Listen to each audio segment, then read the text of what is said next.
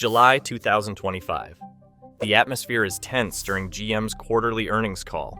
Investors listen in disbelief. Over the past few years, General Motors has poured billions into massive factories for electric vehicles, all with one goal: to overtake Tesla as the market leader. But that plan has failed spectacularly. The numbers are disastrous. Only a fraction of the promised EVs have been produced, sales are lagging, and the company's debt has soared to over $130 billion. Even Ford is cutting back its EV division. Elon Musk seems to have lost faith in the market, shifting everything toward AI and robotics. The question in the call is simple, but devastating. If even Tesla can't make EVs profitable, how does GM expect to? The answer? It begins with a bold gamble, an overconfident vision, and a lesson in what happens when a company bets everything on the future and gets it completely wrong. How did this happen? And what can other companies learn from it? This is the story of the biggest electric flop of the decade. To understand how General Motors ended up in such a deep pit of debt, we need to go back to the beginning. Not to the 2008 financial crisis, but to the moment when GM decided to reinvent itself. It's January 28th, 2021. In a live stream with press, investors, and automotive journalists, CEO Mary Barra announces a radical shift in strategy. We're going all electric. At General Motors, we believe in an all-electric future. We're working to a goal where we have zero crashes, zero emissions, and zero congestion. By 2035, GM will no longer produce a single vehicle with a combustion engine. And it sounded like the dawn of a new era. After decades of building polluting trucks and gas guzzlers, GM wanted to become the face of the electric revolution. The ambition was clear: beat Tesla on its own turf. But this wasn't just a promise. GM brought numbers. The company would invest $35 billion by the end of 2025. That money would fund the development of new EV models, factory conversions, battery technology, and an entirely new ecosystem. One of the cornerstones of this strategy was the Ultium platform, a scalable battery architecture designed to support dozens of models, from affordable Chevrolets to luxury Cadillacs. Ultium is our backbone for the EV future, GM declared, and there were early signs that it could work. In 2016, GM launched the Chevrolet Bolt, one of the first affordable EVs with a range of over 300 kilometers. In 2017, they acquired Strobe, a startup specializing in self-driving technology. And by 2019, GM began developing its new BEV3 platform, the technological foundation for all future electric vehicles. The momentum seemed unstoppable. In 2022, GM promised to deliver 400,000 EVs by the end of 2023. For comparison, Tesla was already selling over 1.3 million EVs per year. But GM's massive scale sells millions of vehicles per year across multiple brands, gave many analysts reason to believe they had a real shot at catching up. Even Elon Musk admitted, if GM were to seriously produce electric cars, they could become the market leader. GM's true strength lay in its portfolio of brands: Chevrolet, Cadillac, GMC, Buick, Hummer, all preparing their own electric models. And through its new sub-brand BrightDrop, GM even entered the commercial market, developing electric delivery vans for giants like FedEx and Walmart. Mary Barra's vision was crystal clear. We want to lead in EVs, full stop. We're not going to hand over our leadership position to anyone. everything seemed set for a future where GM wouldn't just survive, it would thrive. The stock market agreed. Between 2020 and May 2021, GM's share price surged by more than 180%, hitting an all-time high of $59. But as often happens in this industry, what begins with great promise rarely ends according to plan. After the ambitious 2021 announcement, General Motors embarked on one of the largest transformations in its history. No longer just a traditional automaker, GM wanted to reinvent itself as a full-scale technology conglomerate, faster than anyone else. Instead of making new promises, GM began building. Factories were stripped down, automated, and redesigned for an electric future. Old pickup and SUV assembly lines were replaced by robotic arms and battery modules. The symbol of this transformation stood in Orion Township, Michigan, a plant with decades of history that received a $4 billion upgrade and became the flagship of the new Ultium generation. Here, production would begin for the Chevrolet Silverado E-Vive and GMC Sierra E-Vive, vehicles meant to prove that electric could be not only silent, but powerful. And Orion was only the beginning. In partnership with LG Energy Solution, a network of brand new gigafactories began to rise under the name Ultium Cells LLC in Ohio, Tennessee, and once again Michigan. Their shared mission: to produce batteries at scale, cheaper, faster, and more efficiently than ever before. The commercial market got its own electric division too, BrightDrop, a subsidiary dedicated to electrifying delivery and logistics fleets. Deals with FedEx and Walmart soon followed, and the first factory in Canada opened in record time. While investors remained euphoric about the company's growth, GM was secretly working on something even more ambitious: a complete software ecosystem to connect every vehicle in its lineup. Under the codename Ultify, the company was developing an operating system that would enable subscriptions, data analytics, and over-the-air updates. In other words, the Appleification of the auto industry. The vision was impressive, but risky. While Tesla focused on a single, unified product line, GM spread its resources across 4 brands, 5 platforms, and half a dozen factories at once. The very scale that had once been its strength was slowly becoming its weakness. And yet, the tone remained confident. Mary Barra continued to insist that GM would deliver over 1 million electric vehicles per year by 2025. The press called it the Renaissance of Detroit. Stock prices stayed high, and analysts hailed GM as the only legacy automaker truly capable of challenging Tesla. But behind the polished presentations and factory tours, doubt began to creep in. The construction of battery plants was running months behind schedule. Shipments of critical components were delayed, and what looked like a seamless plan on paper was starting to creak under real-world pressure.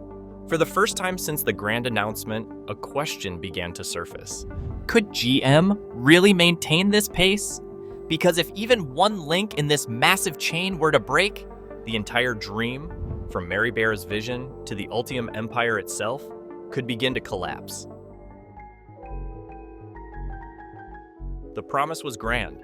General Motors was supposed to prove in 2023 that Old Detroit could once again become the center of the automotive world. The moment the giant would show, it could outplay Tesla. 400,000 electric vehicles were set to roll off the assembly lines, but the numbers that followed hit like a sledgehammer. Not 400,000, not 300,000, not even 100,000. Only 76,000 electric vehicles left GM's factories, and the vast majority of those weren't even new.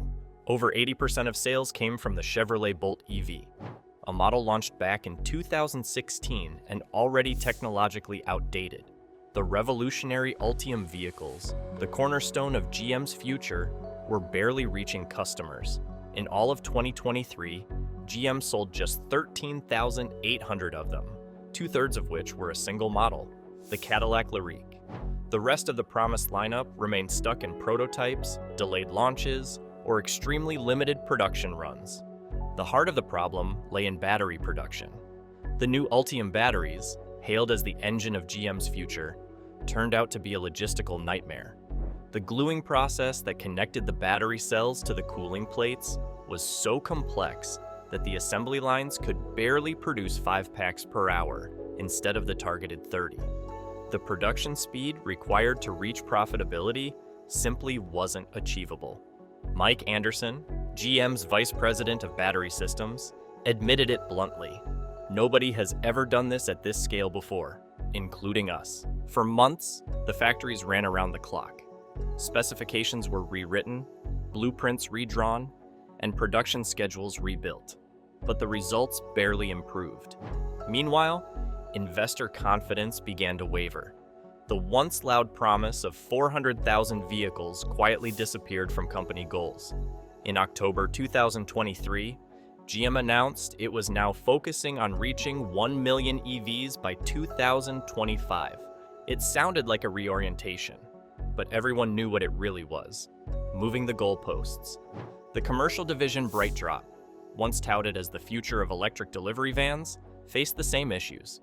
Due to shortages of Ultium batteries, most orders couldn't be fulfilled. FedEx and Walmart kept waiting. In the end, only about 250 electric vans were produced, a fraction of what had been promised. And while production lines stalled, the bills kept piling up. GM had poured billions into new plants, machinery, and R&D, all in anticipation of future revenue that never materialized.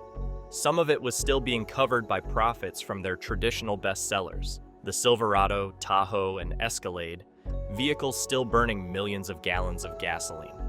Ironically, it was those gas-guzzling trucks that kept the electric dream alive, but even that wasn't enough. To fund the rest, GM had to borrow, heavily. Total debt climbed from $20 billion in 2013 to over $130 billion by 2025.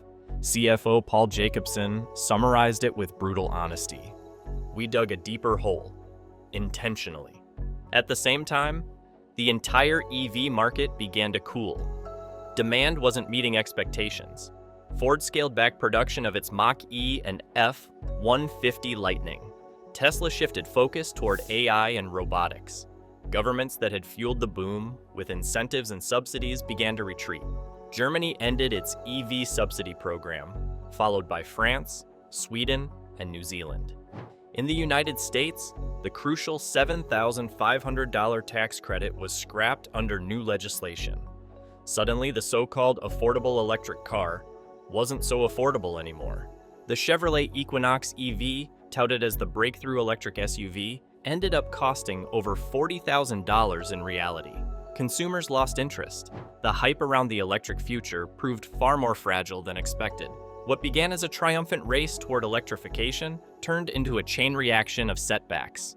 Too little production, too high costs, too little demand. The strategy meant to save GM was now threatening to drag it back to the brink. In less than 5 years, General Motors had fallen from the vanguard of innovation to a struggling automaker burdened with enormous factories, mounting debt, and fading investor trust. What was meant to be their Ultium moment had instead become a painful chapter in the history of the American auto industry. The moment GM bet everything on the future and lost. The numbers left little room for doubt. General Motors had choked on its own ambition. While management insisted the problems were merely temporary, the markets began to turn away. For investors, the trust was gone. What was once seen as a logical, strategic vision for the future, electrification, scaling up, technological dominance, now looked like a reckless gamble that was burning through billions. Instead of returns, shareholders saw years of delays, underwhelming production, disappointing sales, and a company sinking deeper into debt. By 2025, GM's debt stood at over $130 billion, dangerously close to the level that pushed it into bankruptcy in 2009. The stock market hit back hard. GM's share price, which had peaked near $60 in 2021, plunged by dozens of percentage points within 2 years. The company's promises to gain market share and make EVs profitable had evaporated. Analysts called it a structural misstep and a fundamental misreading of the market. Perhaps the most painful part was that GM hadn't just doomed itself. The entire industry was under pressure. Tesla, the undisputed leader in the EV world, began shifting focus during the same period. Elon Musk spoke less about cars and more about robotics, artificial intelligence, and robotaxis. It seemed even he was losing interest in traditional vehicles. Ford, once GM's fiercest rival, made a similar retreat. The company had invested nearly $50 billion in EV production, yet sales badly missed expectations. In 2023, Ford sold just 64,000 electric vehicles out of almost 2 million total, a market share of barely 3%. Reality was setting in. The EV market was growing, but far more slowly than anyone had hoped. Consumers were hesitant, put off by high prices, limited charging infrastructure, and vanishing subsidies. And those subsidies, the very engine behind the EV boom, were starting to disappear. Germany ended its national incentive program. France, Sweden, and New Zealand followed suit. In the United States, the so-called Big Beautiful Bill under the new administration delivered the hardest blow. The $7,500 federal tax credit for EV buyers was scrapped. Models that once sat just under the psychological price barrier suddenly shot well above it. The Chevrolet Equinox EV, once promoted as GM's breakthrough sub-$30,000 model, now effectively cost over $40,000 once the incentives disappeared. GM suddenly found itself in a shrinking market with rising costs and a flagship product line, electric vehicles, that was no longer competitive. Meanwhile, the mega factories built on the assumption of future demand now had to run at half capacity. That meant enormous fixed costs, low output, and almost no return on investment. During earnings calls, investors voiced their frustration. Analysts from Morgan Stanley and Piper Sandler demanded not just explanations, but fundamental strategic shifts. They no longer believed in optimization. They wanted reorientation. It was a brutal blow for a company that once saw itself as the leader of a new automotive world order. And it raised a sobering question. If even GM, with its brands, experience, capital, and infrastructure, can't make the EV transition profitable, who can? What remained was a mountain of debt, a damaged reputation, and a strategic crisis that went far beyond sales numbers. General Motors had tried to claim the future. But after years of failed execution, one truth became clear. The price of failure in this industry is enormous, and this time, no one was coming to save them. When General Motors set its sights on an all-electric future in 2021, there was no room for doubt. The message was clear. Hybrids were merely a temporary bridge, not the end goal. CEO Mary Barra put it bluntly. Hybrids are not zero emission. We're focused on fully electric, period. But 4 years later, the tone coming out of Detroit sounded very different. In the summer of 2025, during a disappointing earnings call filled with sharp questions from investors, GM had to act. EV sales were lagging, production issues persisted, and the mountain of debt kept growing. While competitors like Tesla were shifting focus toward AI and autonomous technology, and Ford was scaling back its EV programs, one thing became painfully clear. The market wasn't ready for a full transition to electric vehicles. And so, GM made a turn. A U-turn that would have been unthinkable just a few years earlier. Instead of betting everything on fully electric vehicles, GM announced it would now invest in new hybrid systems. Not outdated tech, but modern plug-in hybrids with substantial electric range. Barra admitted in an interview that it was time for realism. Our strategy has evolved. We want to give consumers choice. We have a strong portfolio, and that now includes both electric and hybrid vehicles. It was an acknowledgement that the market was moving differently than expected. And while the pivot was painful, almost an ideological defeat, it was also a practical one. GM revealed plans to develop 9 new hybrid models over the next few years, including hybrid versions of the Cadillac Escalade, GMC Yukon, and Chevrolet Tahoe, vehicles Americans already loved, now with an electric twist. Internationally, the strategy shifted as well.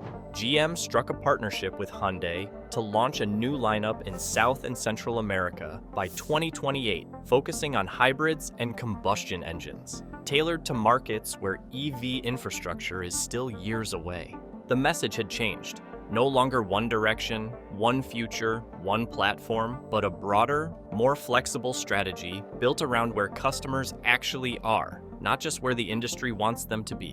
Barra continued to defend GM's EV goals, but now with more nuance. We still believe in an electric future, but we also recognize that not all markets, customers, and price points are there yet. What began as an all-or-nothing mission had transformed into something GM had ignored for years: flexibility. The course correction came with reputational damage, but also new opportunity. Instead of stubbornly pushing a losing strategy, GM chose to reallocate its resources, hopefully this time with better timing. A retreat? Maybe, but sometimes stepping back is the only thing that keeps a company from total collapse. The dream was grand. the investment enormous, but the reality hit harder than General Motors ever anticipated. What began as a mission to dethrone Tesla ended in a costly reality check that shook the very foundations of the company. Still, the story isn't purely negative. Financially, GM is not in as dire a position as it was in 2009, when it actually went bankrupt. There's still cash, there are still loyal brands, and the pivot toward hybrids shows a willingness to acknowledge mistakes and correct them. For investors, however, this marks a turning point. The era of blind faith in the electric future is over. No one, not even a giant like GM, is immune to bad timing, technical challenges, or overestimated market demand. The lesson is clear. Dreaming big is good, but investing big without a plan B is reckless. Meanwhile, the broader industry moves on. The EV market is still growing, especially in China, Europe, and the commercial sector, but that growth is far less explosive than predicted. Hybrids, once dismissed as outdated, are staging an unexpected comeback. In the US alone, hybrid sales grew by over 50% in 2023, while EV growth slowed sharply. What GM is doing now is not weakness, it's adaptation. A pause, a recalibration, and perhaps the only way to stay relevant in an industry changing faster than ever before. But it also reveals something deeper: how quickly things can turn in the world of technology and mobility. One wrong assumption, and even a company of this size can find itself standing dangerously close to the edge. GM wanted to be Tesla. It almost became Kodak. Want more in-depth stories about business, technology, and failure? Subscribe now, and don't miss the next episode.